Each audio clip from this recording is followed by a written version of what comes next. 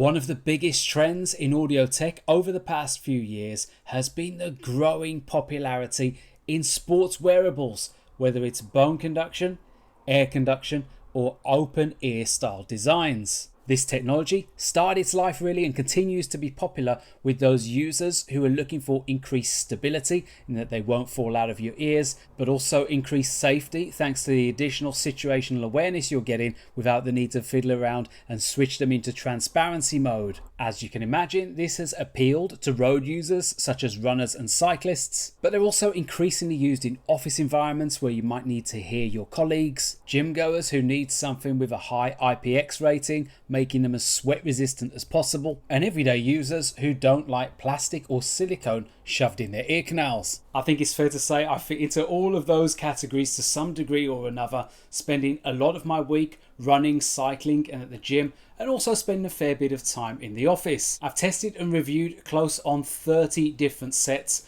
and today we're going to be taking a look at the Oladance OWS Sport and seeing how they compare to some of those other previously tested models. Unlike a lot of the products that I review, Oladance are specialists in sports wearables. They weren't making IEMs or TWS previously. This is their core business. The OWS Sport hit the market through a Kickstarter campaign back in February. Since I wasn't one of those backers, I'm only getting round to reviewing it now. In terms of cost, it's £143 or $180, so it's definitely on the more premium end, even when it comes to sports wearables. They're available in 4 different colours, each of them with wacky names. I've got the Endorphin Silver model here. Inside the box, Oladance have included a zip-up carry case, and the quality does feel pretty good. There's a cutout in the center that allows the neckband to just nestle in there without rattling around while you're moving, which is definitely a big plus. And in the center of that, you've got a miniature storage pouch which holds the proprietary charge cable. And whilst I'm sure to some the proprietary charging system will be seen as a negative, the alternative, something like USB-C, would have made it very difficult for Oladance to assure their IPX8 water and sweat resistance rating. That said, the magnet strength is very weak, so it comes apart from the charging socket quite easily, which can be very frustrating. If you misplace the cable, you can't just pick up another one, and if you lose it, I can't imagine that's going to be much kinder to you either. Looking at the design of the OWS Sport, it has a ear hook and neckband system to give you maximum stability. The first thing that you'll notice is how light they are. At 25 grams, they're 10% lighter than any other set that I've tested. This has obvious benefits when you're out for a run or on the bike because you want to be as aerodynamic as possible. The majority of the band, particularly the areas that are making direct contact with your skin, like the ear hooks, are covered with a soft silicone finish. This combination of lightweight design, soft material and low clamping force mean that they are particularly comfortable. Underneath the silicone, the band seems to be constructed from some kind of titanium alloy, giving each of the key areas quite a bit of flexibility and maneuverability, although the real world level of adjustment is quite low because it tends to just spring back into place. And that really is a drawback with these neckband style designs. We all have different size and shaped heads, and without some degree of adjustment, it's going to be very difficult to cater for everyone. Whilst, as I said, the OWS Sport are really comfortable for me due to their loose fitting, the speaker output isn't always positioned as efficiently as it could be into my ear canal. And when you're wearing thicker rimmed glasses, the thicker ear hooks and the amount of space that battery takes behind your ear can push the speakers even further away, losing a little bit of the impact of what you're listening to. When you consider they're already 10 dB quieter at their optimal position than the loudest set I've tested, the One Audio Open Rock X, you can imagine that when you're running or cycling in built up areas, you're probably not going to hear your music or podcast particularly well. Compared to the SoundPEATS RunFree here on the left, you'll see that the thicker ear hook and larger battery area right up close to your ear can skew the ergonomics a little bit, even more so with glasses. And whilst they do fare better with this thin-rimmed visor-style sunglasses, which the majority of us runners and cyclists will be using, some of their competitors are now coming up with novel solutions to the changing fit problem, such as One Audio with their Open Rock X and Creative with the Outlier 3 Pro. As I mentioned previously, the OWS Sport are impressively IPX8 rated. They're ideal in this respect for sweaty gym sessions, whether you're doing weights or doing cardio and HIIT. It is worth bearing in mind though that sometimes that neckband can get in the way a little bit. If you're doing a lot of bench or floor work where you're pressing your head back against the surface, again sometimes this can move the drivers out of place, so you're probably better off with open earbuds. You can shower with them as well. You could even submerge them for up to 30 minutes at depths of up to 2 meters. And whilst technically you could swim with them, you're not going to get much joy since Bluetooth doesn't really travel well through water and there's no onboard storage. For swimming, you're definitely better off with bone conduction headphones with onboard storage, something like the Shox Open Swim or the Creative Outlier 3 Pro. One of the big plus points of the design of the OWS Sport is the inclusion of physical buttons as opposed to touch controls. What's even better is that the volume controls are kept completely separate from the buttons which would typically cycle your tracks forwards and backwards or play and pause. That's all handled by a multifunction button located on the left ear, and you can even customize the gestures for single tap, double tap and triple tap of that multifunction button. There are some limitations, naturally, as you would expect, but it's still nice that Oladance have given us this functionality within the app. The buttons are pretty small, clicky and difficult to press, but they're still a lot better than the alternative. And one of the products I've spent a lot of time running with and have recommended to runners in the past is the Shox OpenFit Air. And unlike the OWS Sport, the OpenFit Air use touch controls as opposed to physical buttons. I've taken both of these sets on long runs in wet conditions where you've got a mixture of rain and sweat getting in the way of those controls. And trust me, you'll be pining for those physical buttons when your tracks are skipping all over the place and the volume is going up and down and there's absolutely nothing that you can do other than stop running, which is the last thing that you want to do. When it comes to sound, the requirement for open ears is slightly different to that of TWS, IEMs and over-ear headphones. Because of their open nature, you are going to lose a lot of bass impact, but you still want to feel enough to enjoy the music. At the same time, you don't want the tuning to focus purely on the bass, because then you're going to lose a little bit of clarity in the trebles and also in the vocals. That tonal balance becomes extra important if you're on a long run or bike ride, because you won't have the opportunity to dive into the EQ. The last thing that you want is sibilant vocals or piercing cymbals to suddenly come blasting into your ears. The OWS Sport use large 23x10mm dynamic drivers and offer increased resolution when you use the aptX HD codec. Coming up, you're going to hear a binaural sample of how the OWS Sport sound, with the sample alternating between the default sound and the surging bass preset. We'll also take a look at the frequency response measurements and compare the sound to some similar alternative options.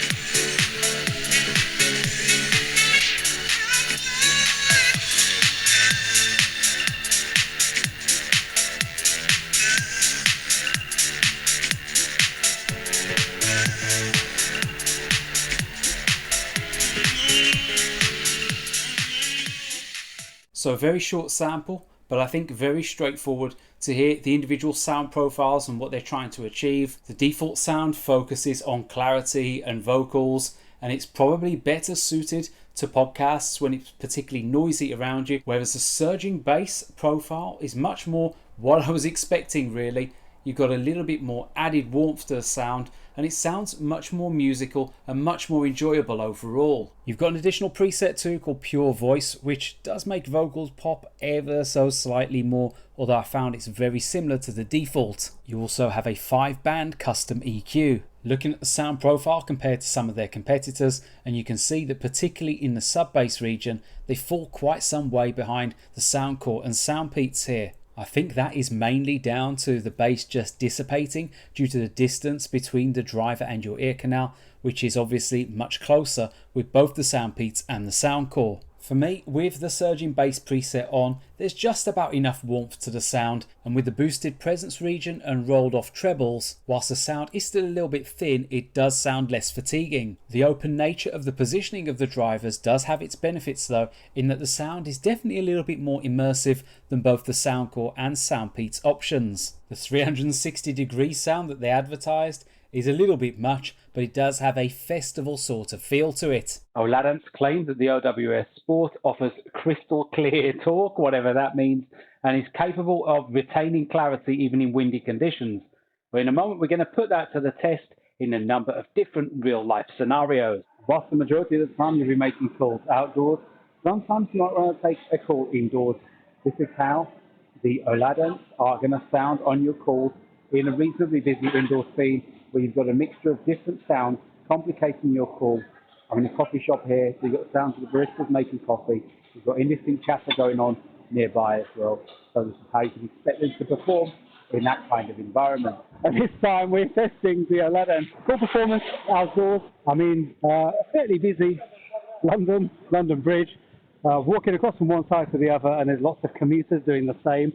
So you've got a mixture of indistinct chatter from lots of groups of people nearby. You've got different types of vehicles coming by. You've got a lot of cyclists, you've got buses, making those typical big city sort of sounds. So if you do need to make or take a call with the Oladance outdoors, this is how you can expect it to perform. So this time we're testing the outdoor call performance on the OWS Sport.